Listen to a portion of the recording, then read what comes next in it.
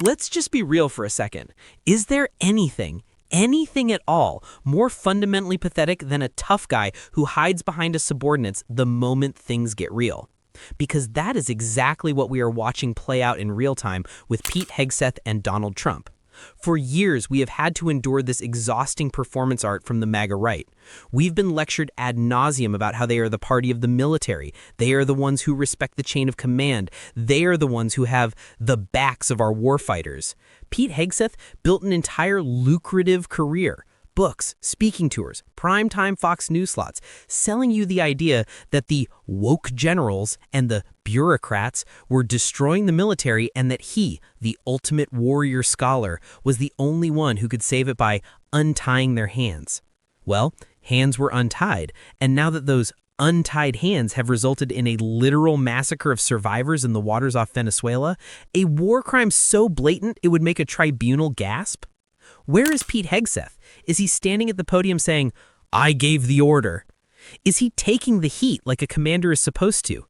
Absolutely not. He is cowering in the Pentagon and putting a shaking finger at Admiral Mitch Bradley.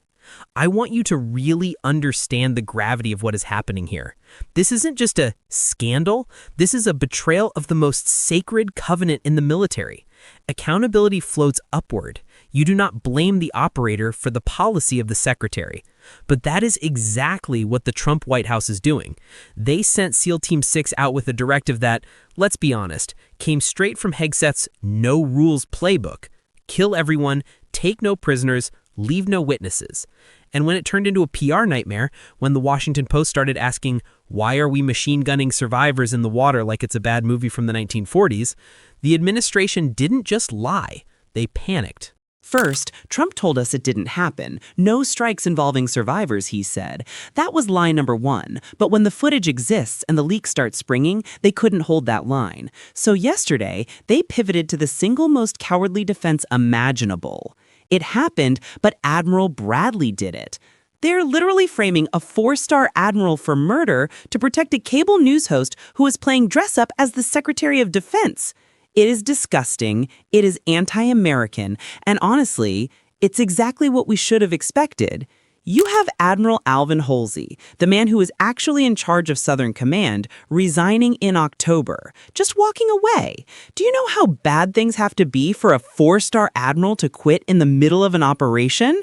That screams a legal order. That screams, I am not going to prison for these people. Admiral Holsey saw the bus coming. He saw that Hegseth and Trump were going to demand war crimes and then hand the bill to the uniformed officers. So if you are active duty, if you're a veteran, or if you just have a basic functioning moral compass, you should be furious. Because the Department of War, as they like to call it now, has just declared war on its own leadership. They are stripping the honor from men like Mitch Bradley to stitch together a life raft for Pete Hegseth.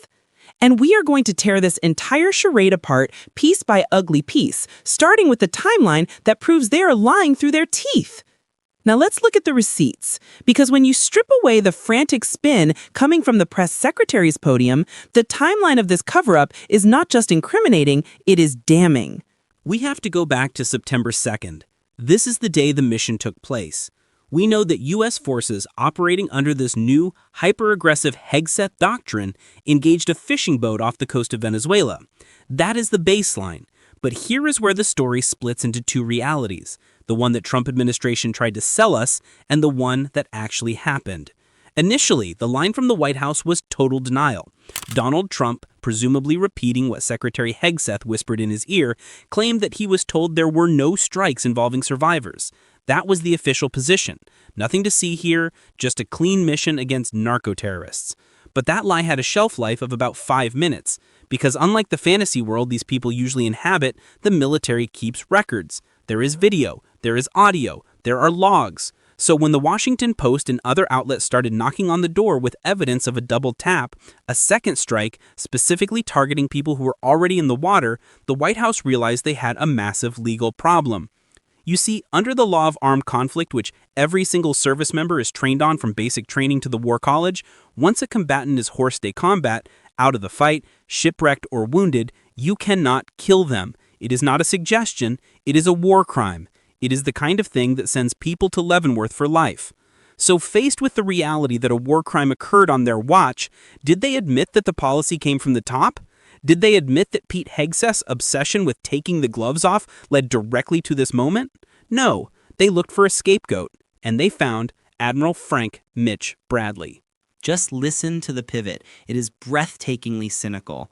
Yesterday, Caroline Leavitt, the White House press secretary, stood at the podium and was asked point blank, did Admiral Bradley order that second strike? And without missing a beat, she said yes. She didn't say the admiral was following the secretary's guidance. She didn't say this was an administration policy. She laid the dead bodies of those survivors directly at the feet of a 4-star admiral. And then to add insult to injury, she had the audacity to claim that the strike was conducted in self-defense. Self-defense? Against who? People treading water? Are we supposed to believe that 2 guys floating in the Caribbean clinging to debris posed an existential threat to a U.S. Navy destroyer or a SEAL team helicopter? It is an insult to our intelligence. As retired 4-star General Barry McCaffrey, a man who actually knows what war looks like, put it, this is the equivalent of a Nazi submarine in World War II machine gunning the survivors. That is the company this administration is keeping. But the smoking gun here, the piece of forensic evidence that proves this was a top-down disaster and not a rogue admiral, is the resignation of Admiral Alvin Holsey. Let's zoom in on this because it isn't getting enough attention. Admiral Holsey was the commander of U.S. Southern Command. He was the guy in charge of that entire region. And back in October, he abruptly resigned. He quit. 4-star admirals do not just quit in the middle of their tenure. They serve their time, they retire with honors, and they get a parade. For a SOUTHCOM commander to walk away abruptly signals a catastrophic breakdown in the chain of command. Why did he leave? Connect the dots. Holsey likely saw exactly what was coming. He saw a Secretary of Defense in Pete Hegseth who was issuing illegal verbal orders, things like kill them all, and then refusing to put those orders in writing. Holsey knew that when the bodies floated to the surface, the politicians would scatter like cockroaches and leave the uniformed officers to hold the bag, and that is exactly what has happened. Holsey got out before the bus hit him, Bradley stayed and is currently being flattened by it. And the most nauseating part? Pete Hegseth's statement. After his spokesperson spent the weekend calling the story fake news, which by the way is their default setting for news we don't like, Hegseth put out a statement saying, Admiral Mitch Bradley is an American hero. I stand by him and the combat decisions he has made. Do not be fooled by this. This is not support. This is a trap. By saying he stands by the combat decisions made by Bradley, Hegseth is explicitly confirming that the decision to kill those survivors was Bradley's decision, not his. He's framing it as a tactical call made in the heat of the moment by a commander on the ground, rather than the inevitable result of his own bloodthirsty policy. He is wrapping his betrayal in the flag and calling it patriotism. He is saying, good job, Mitch, while he hands the prosecutors the file with Mitch's name on it. This is the Hegseth playbook. He talks a big game about unleashing our warriors. He goes to Quantico and gives speeches about how we need to stop worrying about stupid rules of engagement. He writes books saying we need to be more lethal. But the moment that lethality crosses the line into criminality, which it inevitably does when you ignore the rules, he suddenly becomes a stickler for the chain of command. Oh, I didn't pull the trigger, the Admiral did. It is the definition of moral cowardice. And we have the Pentagon leaks to prove the internal chaos this is causing. We have officials telling the Washington Post that they are, quote, angry at the uncertainty over whether Hegseth will take responsibility. We have reports of furious backlash within the DoD. Why? Because every officer in the building knows that if they follow Pete Hegseth's rhetoric, they will end up in a court-martial while Pete Hegseth ends up on a book tour. And look at the sheer hypocrisy of the messaging. Caroline Leavitt says the strike was in accordance with the law of armed conflict. False. Every legal expert who has looked at this says killing survivors who have surrendered or are incapacitated is a textbook war crime.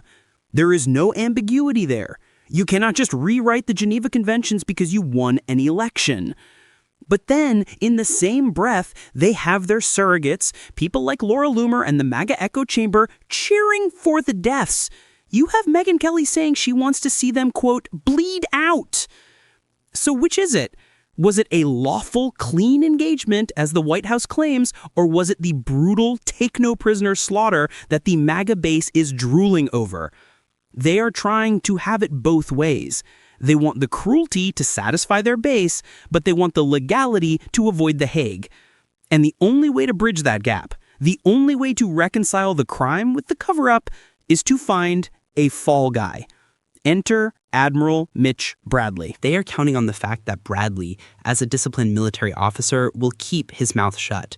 They are banking on the military ethos of taking the hit. But the cracks are forming.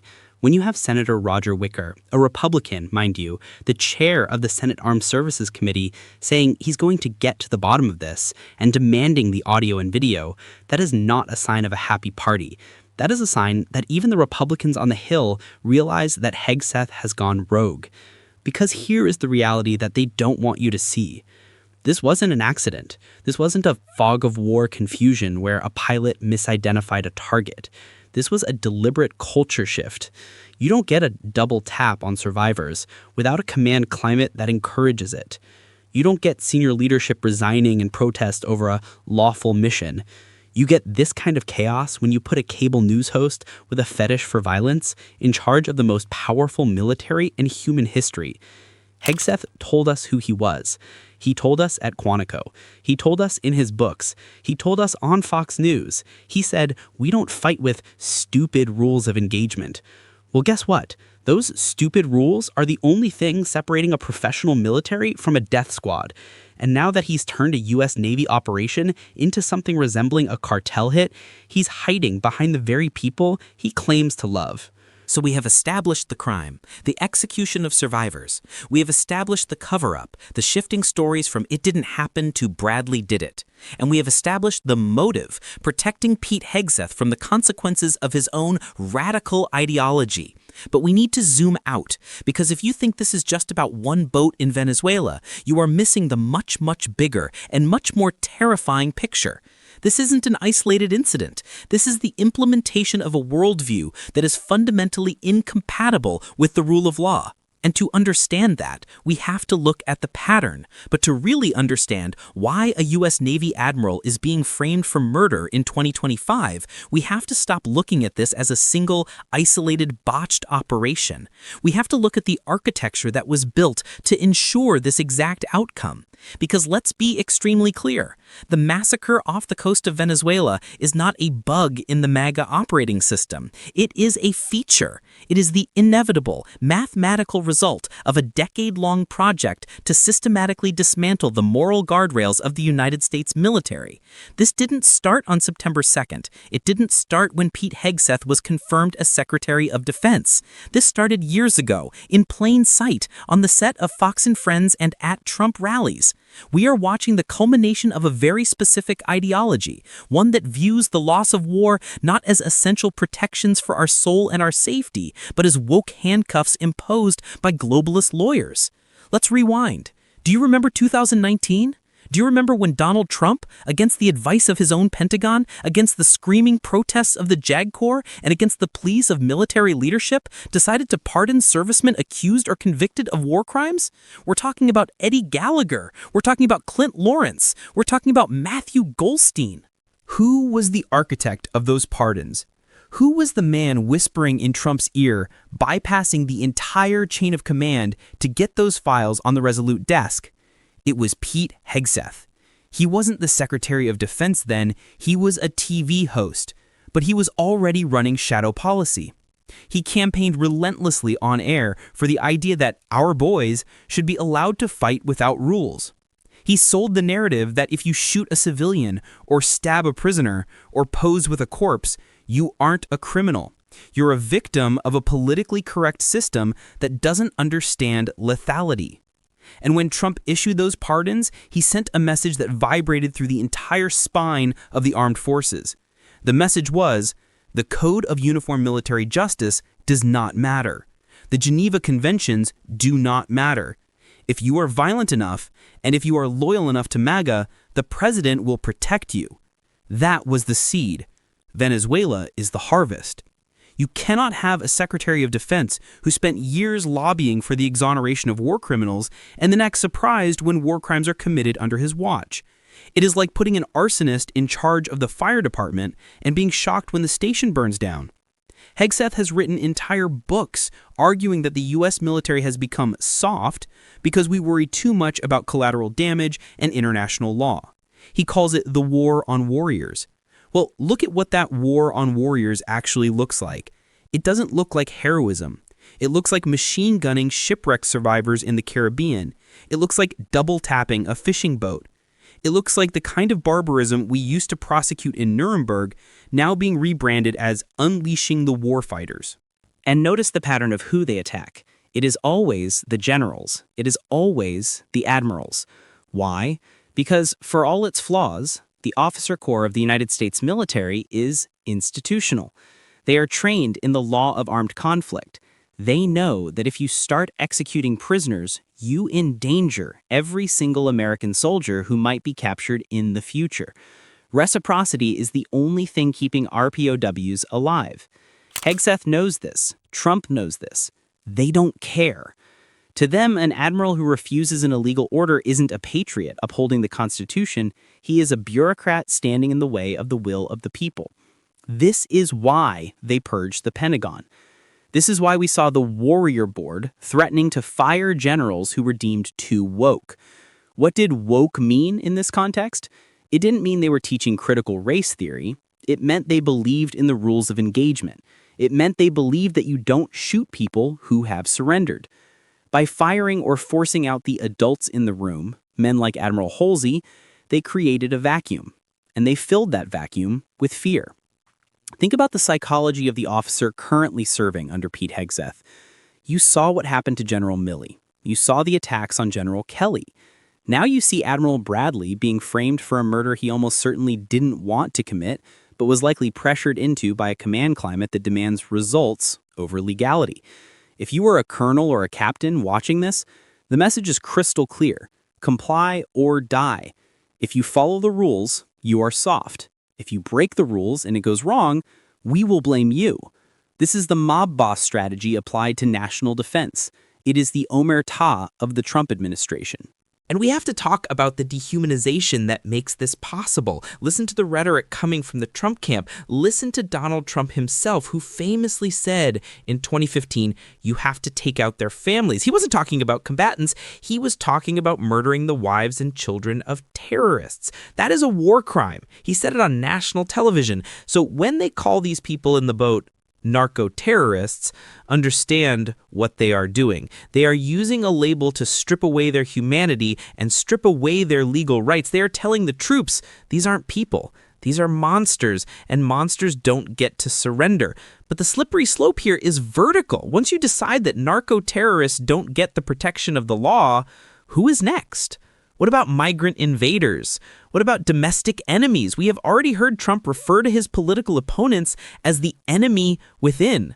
When you have a military that has been trained, conditioned, really, by a Secretary of Defense who believes that restraint is weakness, how long before that lethality is turned inward? This is why the resignation of Admiral Holsey is so terrifying. It represents the breaking point of the institution. The military is built on the idea that an order must be lawful to be obeyed. But Hegseth is fundamentally redefining the definition of lawful to mean whatever the hell we feel like doing today. And look at the media ecosystem supporting this. This is the other part of the pattern. You have the Washington Post breaking the story with hard facts, and what is the response? You have Laura Loomer, a conspiracy theorist who has no business being anywhere near the Pentagon, posting pictures from inside the press room, bragging that she has taken the desk of the fake news. They are replacing the journalists who ask questions with sycophants who cheer the slaughter. They are replacing the admirals who follow the law with loyalists who follow the leader. They are replacing the code of conduct with the code of MAGA. This is not a scandal that will blow over. This is a hostile takeover of the American military ethos. They are trying to turn the most professional fighting force in the history of the world into a personal militia that operates above the law. And the tragedy, the absolute tragedy of it all, is that they are doing it in the name of protecting the troops. They claim they are backing the warriors. But look at Admiral Bradley. Look at the SEALs who are now going to be dragged before investigations and potentially international courts.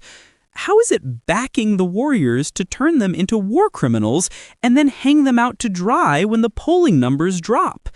It isn't. It never was. Pete Hegseth doesn't care about the SEALs. He cares about the aesthetic of the SEALs. He cares about the tough guy image. He cares about the B-roll footage for his next campaign ad. But when the actual burden of command weighs down, the burden that requires you to say, no, we do not shoot survivors, he is nowhere to be found. He is the quintessential chicken hawk. He loves the violence until the bill comes due. And right now, he is trying to stick Mitch Bradley with the check. So when you see the White House press secretary smirk and say, Admiral Bradley directed the engagement, recognize that for what it is. It is the end result of a 5-year campaign to erode the concept of responsibility. They have spent half a decade telling us that rules are for suckers. Now they are proving it. But if you think this stops at the water's edge, if you think this is just about Venezuela, you are not paying attention. Because a military that answers to a man like Pete Hegseth, a military that is purged of its conscience, a military that learns that murder is acceptable as long as you win, that is not a military that protects a democracy. That is a military that threatens it. And that brings us to the terrifying reality of where this goes next. Because if they get away with this, if they successfully pin this on Admiral Bradley, we are crossing a line that we can never uncross. We are entering a new era, and the stakes could not possibly be higher. So where does this leave us? What is the end game if we allow this narrative to stand? If Pete Hegseth and Donald Trump succeed in pinning this massacre on Admiral Bradley, they will have effectively broken the spine of the U.S. military's moral authority. They will have sent a message to every single officer in the chain of command. The law will not protect you. Only loyalty to the MAGA agenda will protect you. This is how you transform a national military into a Praetorian Guard. You purge the conscience, you punish the rule followers, and you reward the butchers. If we accept a world where the Secretary of Defense can instigate war crimes with violent rhetoric and then wash his hands of the blood, we are no longer a nation of laws. We are a nation of men. And the men in charge right now are dangerous. We cannot let them turn the United States Navy into a death squad. We cannot let them normalize the execution of survivors, and we absolutely cannot let them destroy the careers of honorable men to save the reputation of a television host. Congress must act. The Senate Armed Services Committee, Republicans included, must drag Pete Hegseth into that chair, put him under oath, and ask the question that matters. Did you or did you not give the order to take no prisoners? Do not let them distract you. Do not let them spin this. Watch the resignations. Watch the leaks. The truth is trying to get out. The question is, are we brave enough to listen to it? Because if we don't hold them accountable now, there will be no one left to hold them accountable when the order comes to turn those weapons on enemies closer to home. I'm Ethan Cole. Don't just get angry, get active.